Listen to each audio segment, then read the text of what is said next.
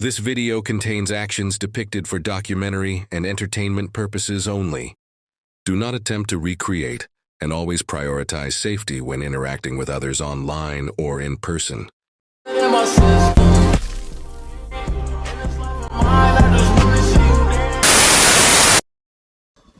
What's good, y'all? Wait, hold up. Can y'all see this?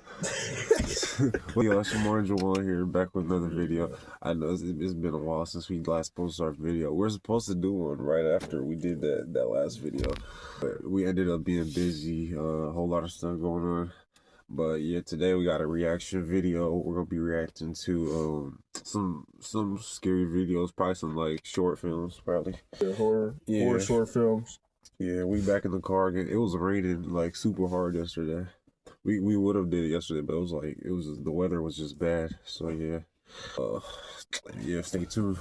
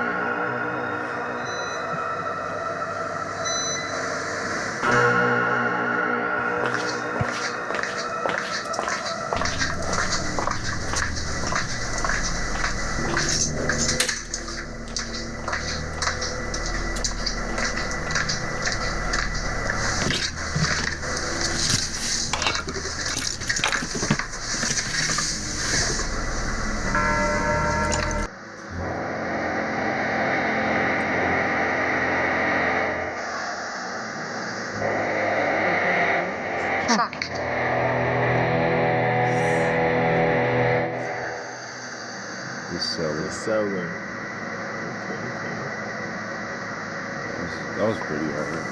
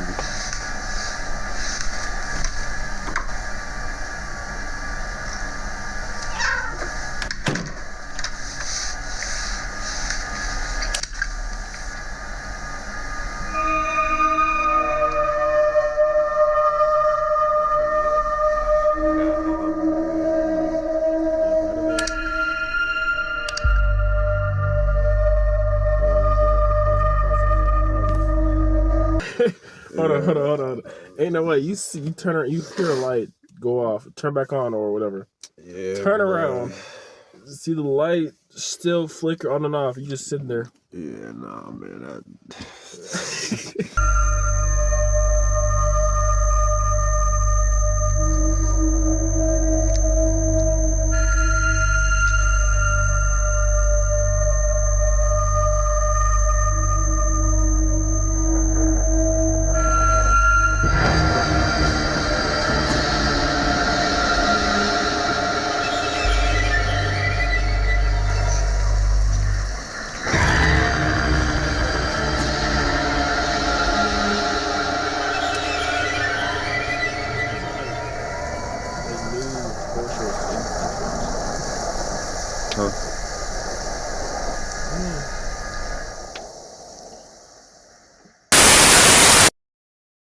If you want it to be authentic, you gotta be on the spot. Yeah, but does it have to be exactly the same house where it happened? Well, I'm only gonna be here for 3 months, and then you will have your best horror novel ever. Fucking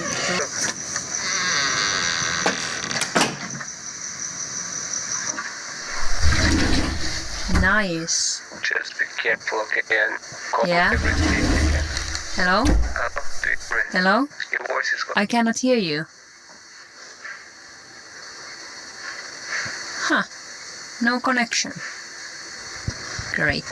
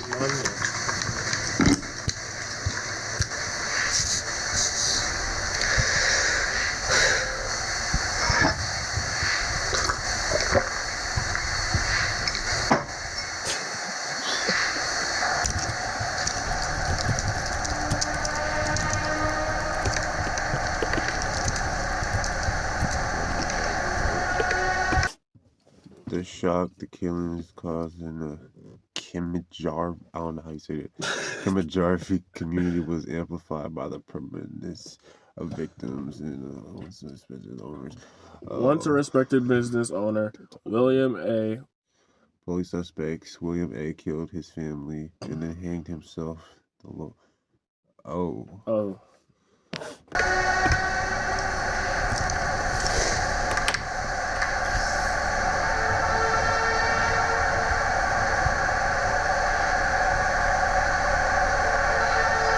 Screw it.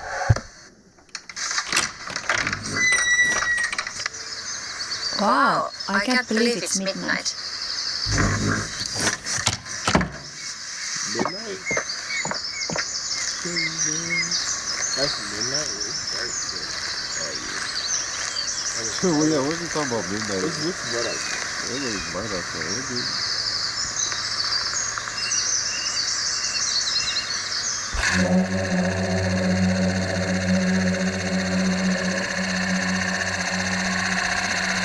Hopefully they can hear us.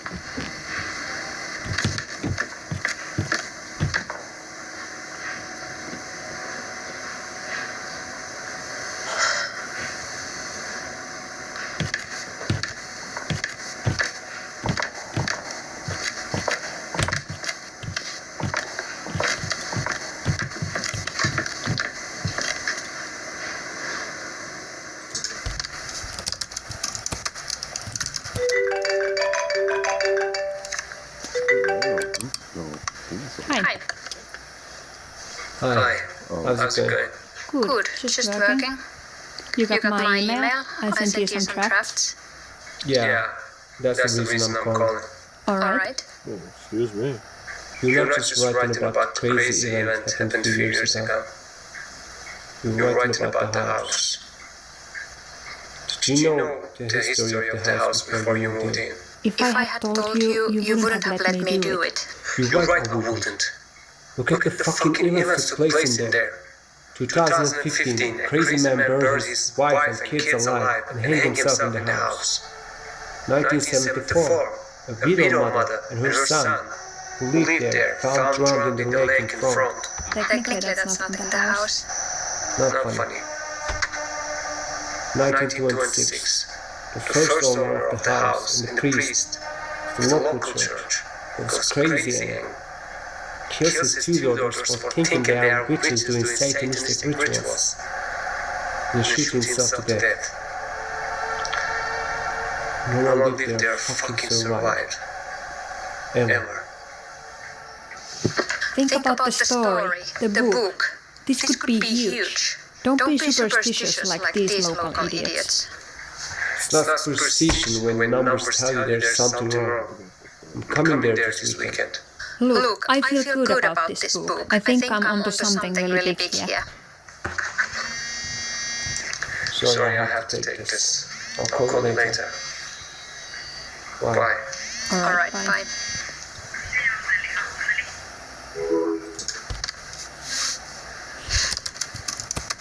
Think about the book.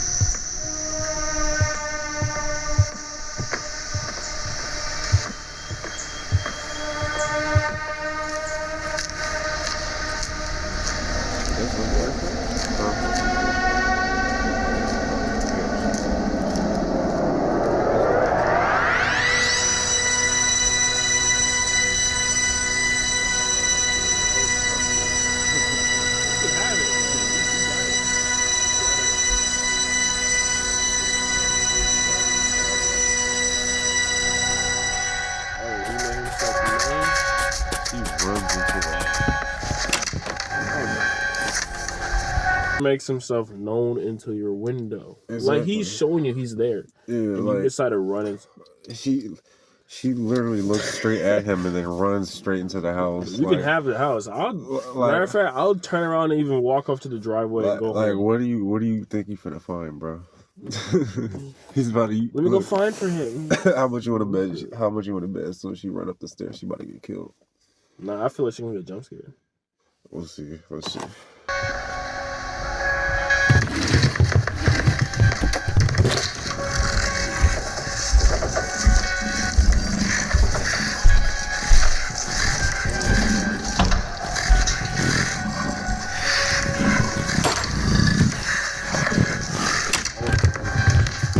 So you running right back out the house?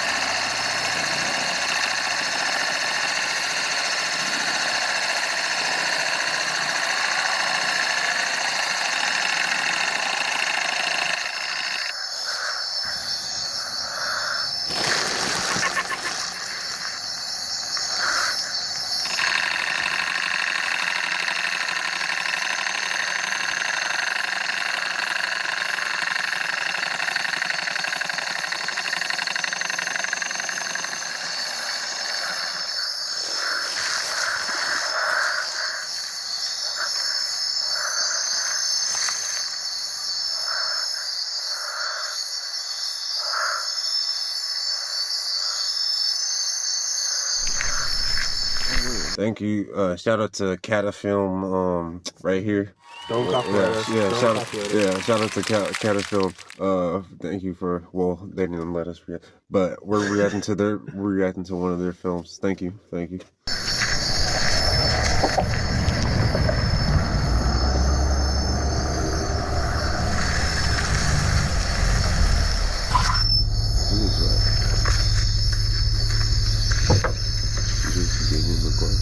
That's in the house. Oh, that's Kitty.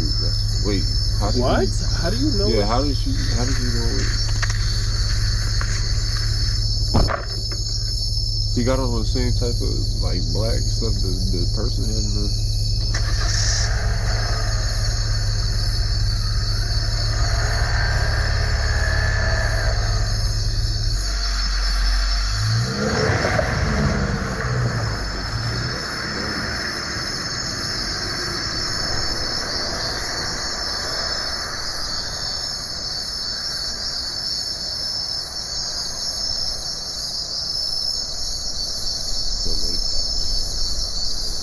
That's not bad. Yeah, she. Hold on. I mean, mind you, he just got off the phone with her no more than like what, a good 5 minutes ago. Yeah. Wait, no, that was at night. Yeah, that was at night. He got off the phone with her at night. The next morning, he knows where she is when she gets out of the woods. That's when that's weird. I don't know if she did tell him where she was or anything. I gotta probably look back, but that's weird. He just randomly showed up like that. I don't think she should have gotten that car because he got on the same colors that person had in the window. What did we learn, people? If you see a person inside your window, don't run inside the house. Yeah, she looked straight at him too, and then she just ran straight to the house, bro. And then she runs right back out. That's so funny. This next video we're gonna react to is it's like horror stories with real footage by Mr. Nightmare. Stay tuned. I grew up in a small town in central Arkansas. Every deer season around November, my family and I would go to our hunting cabin near Mena, Arkansas. My great-grandpa built the cabin in 1984. It was a nice cabin for the time. It's slightly outdated now, but it worked fine for my family and friends and I. 2 years ago, my friends Austin and Cody went with me to the cabin in late October for a pre-season hunt called muzzleload hunting. We were scouting an area about a mile from the cabin looking for any signs of deer because we were considering putting a stand near the spot. After splitting up and wandering around trying to find an area with the best lines of sight for a stand, I came across a pile of rocks in the woods. After closer inspection, we realized it was a grave belonging to a man named Ed Crane.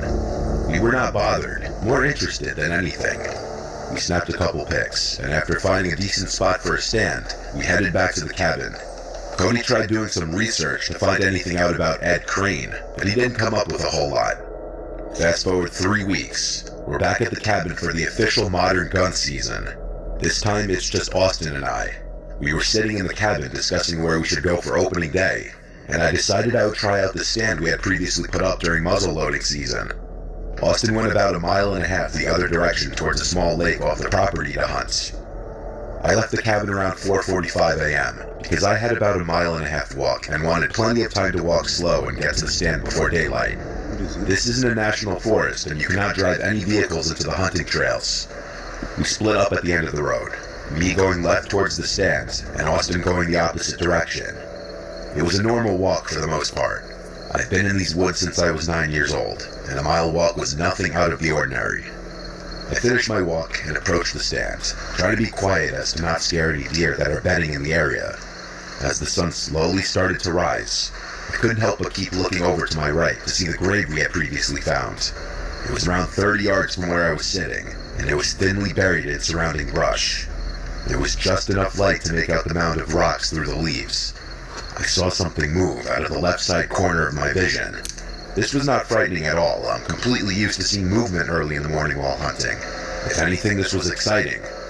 I turned fully to the left, but I could not locate what I was looking at. There was no movement. About that time, I heard, "Hey," in an almost whisper scream coming from behind me. This made me physically jump so hard that I shook the stand. I flung my head around backwards, but there was nothing there that I could make out. After turning on my headlamp and panning my surrounding area for at least 5 to 6 minutes, I took out my hand radio. While shaking, I radioed to Austin asking if he was near me. I got no response. I continued calling in on the radio, while looking back and forth for the next 20 minutes. Daylight was approaching, and after chalking it up to being in my head, I finally started to calm down. The sun rose up over the trees, burning off the thin layer of fog that was covering the woods. This is around 7 a.m. now. I had almost forgotten about the incident when I heard it again. This time, "Hey Caleb." It was in the same whisper-type scream as before. This time it was enough. I grabbed my bag and gun so fast. I accidentally left the hand radio in the seat beside me in the stand. I climbed down the ladder so fast I almost slipped off. I hit the ground and speed walked all the way back to the cabin, peering over my back every 10 to 20 steps. I opened the cabin door, and Austin was nowhere to be seen. He was still hunting. When Austin finally did return to the cabin, he was confused. He kept asking if that was me screaming into the radio. I explained to him my experience, and I explained I never screamed. His radio was clipped to his belt while he was standing in the doorway trying to make sense of what had happened, and right as we were talking about it, his radio started making this incoherent screeching sound. Not a static sound. It sounded organic, like some kind of animal was making it. We listened intently and sat the radio right beside us for the rest of the day.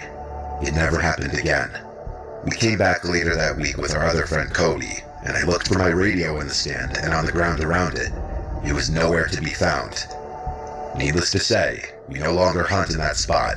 We don't even hunt anywhere in that direction past the gate. It was the weirdest, most unexplainable experience of my life. Storage. Number 2. This is by Susie. It was a cold December night. I was hanging out with a few friends, Todd and Tristan. We were bored and had nothing to do. So one of us came up with the idea of going to the nearby train station platform to take some pictures and goof off. The platform isn't far from our houses. When we got there, we started taking pictures of the liminal space we found ourselves in. After hanging out there for a little while, it started getting even colder and we were hungry. So we started to head to our car. The path back takes us on a long footbridge across a canal. We spent some time on the bridge joking around and taking more pictures. The mood could not have been better, but the cold was getting to us, so we started back on our way again. The bridge was not wide enough for the three of us to walk side to side. I was walking in front, Todd and Tristan behind me. We were joking and chatting as we walked. Tristan said something funny, and I turned, still walking and laughing at what he said, when I noticed a man walking just feet behind Tristan. He looked to be in his late 30s. His face was dirty, and he was wearing a black and white plaid shirt and ball cap. His arms were down at his sides. In one hand was a cigarette, and in the other was a large kitchen knife, clear as day. My blood ran cold when I saw it. I quickly spun back around, pretending I hadn't seen him. For some reason I thought that was the best thing to do. My fight or flight kicked in, and I found myself speed walking to the end of the bridge. I hoped that my friends would catch on and match my pace. I glanced back at them to check, and thankfully they were right on my tail. But the man was too. He was now so close that an outsider would have thought he was part of our group. He stepped off the bridge and took a path going to the right, my friend still having no idea the man was even back there. Fearing I was about to need to defend myself, I held my tripod up like an axe. The man seemed to get the memo and took the path to the left. We walked a little bit further before I pointed him out to Todd, and I gave him a quick rundown of the situation we almost found ourselves in. Walking backwards, we watched the man disappear into the darkness, and we hurried back to the car. We drove to the nearest gas station where we got food and talked it over. The whole situation was just a weird story, up until a few days ago when I was checking the pictures I had taken that night. This picture shows Todd under a light on the station platform, but just beyond the light, almost behind a freight car, is the silhouette of the man. The picture was taken at least 30 minutes before the situation on the bridge, meaning he was watching us, waiting for us to put the cameras down and turn our backs. You hear stories of things like this happening, but you never expect it to happen to you. I still get chills thinking about how differently it could have gone.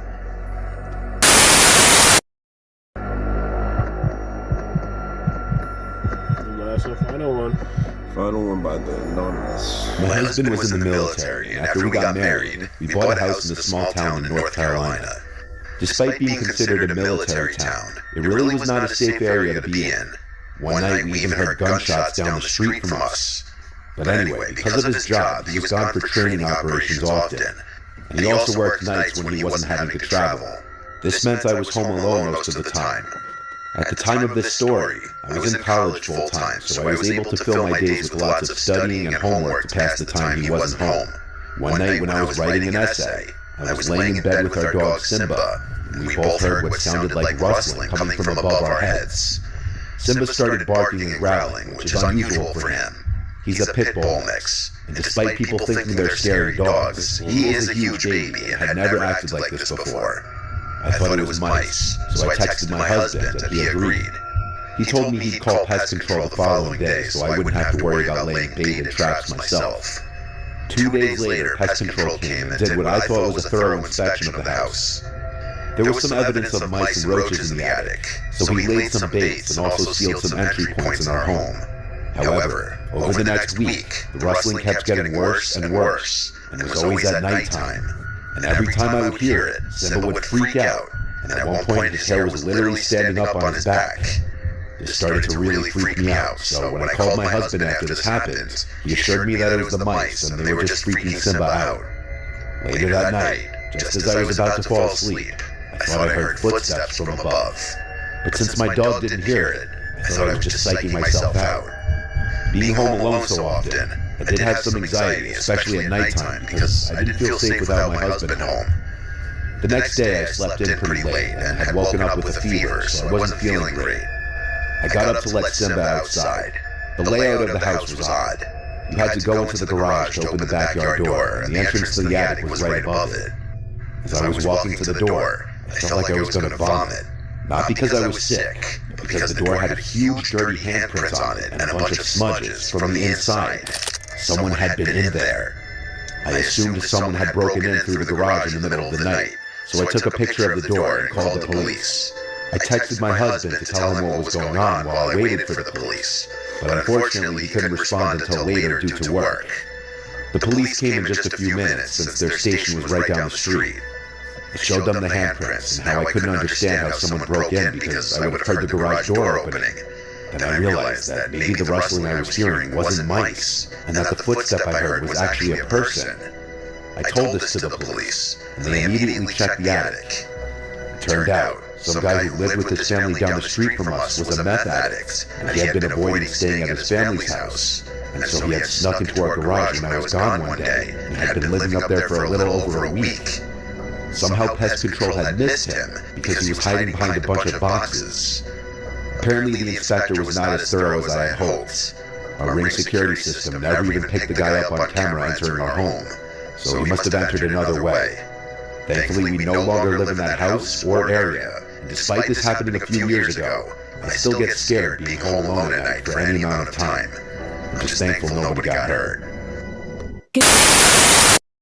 Well, that was pretty much it. That was actually a good reaction. I like doing those. Yeah. Let's sit for the ads though. We had a lot of ads. Yeah, there was so many ads. But yeah, hopefully you guys like the reaction video. I think it was pretty good. You like the video?